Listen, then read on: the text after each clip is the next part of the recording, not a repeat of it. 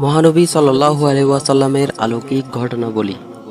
মহানবী সাল্লাল্লাহু আলাইহি ওয়াসাল্লাম সবচেয়ে বেশি সাহসী, বীরত্বের অধিকারী এবং সর্বাধিক দানশীল ছিলেন।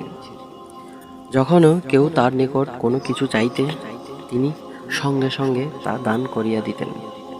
তিনি সর্বাপেক্ষা গুরুগম্ভীর ও ব্যক্তিত্বশীল ছিলেন।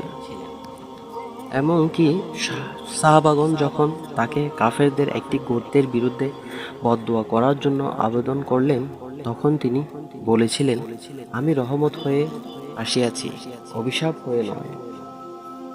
তাহার পবিত্র দন্দন মোবারক শহীদ করা হয়েছিল। তিনি সর্বাধিক লজ্জাশীল ছিলেন। তার দৃষ্টি কারো উপরও স্থির থাকিত না। নিজের ব্যক্তিগত তিনি সর্বাধিক লজ্জাশীল ছিলেন। তার দৃষ্টি কারো উপর স্থির থাকিত না।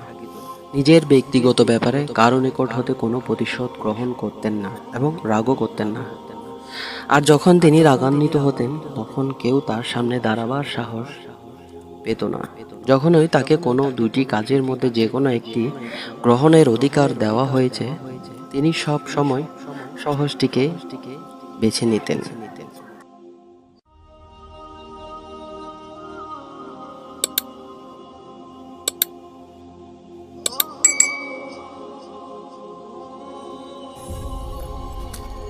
ভিডিও যদি ভালো লেগে থাকে, চ্যানেলটি সাবস্ক্রাইব করে রাখুন পরবর্তী ভিডিও দেখার জন্য।